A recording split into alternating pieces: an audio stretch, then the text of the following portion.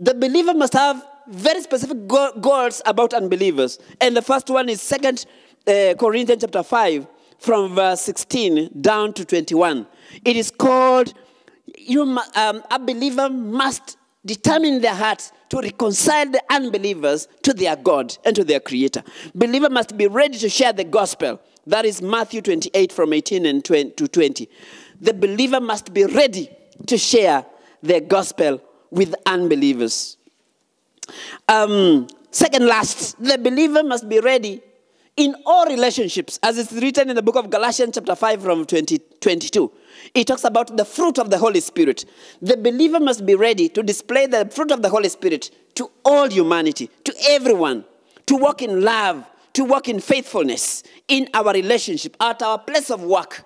We must be ready to walk in displaying the fruit of the Holy Spirit. Remember, the Holy Spirit, God is at work in us. We said that is the main goal that God is achieving. God is at work in us. And He is conforming and transforming us to the very image of His Son, Jesus Christ. As He's doing that through the Holy Spirit, we are producing fruits. We are producing actions and attitudes that glorify God, even as God transforms us to the very image of His Son, Jesus Christ. And therefore, believers, I just want to give a very quick summary to what we have said.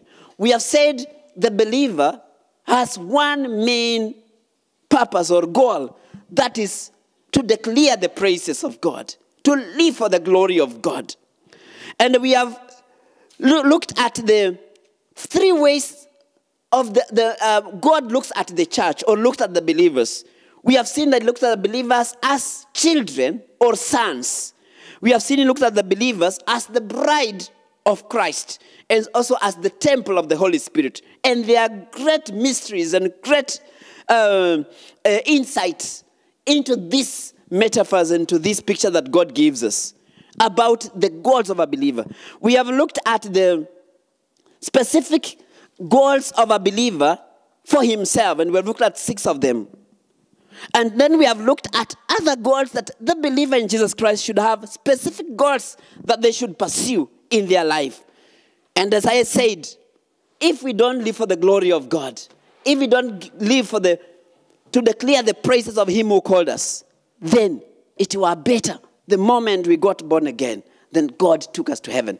But God let us to remain on this earth so that we can attain these goals. And as we do that, His name will be glorified. And we will rejoice and overflow with joy as we minister to others and meet the needs of humanity.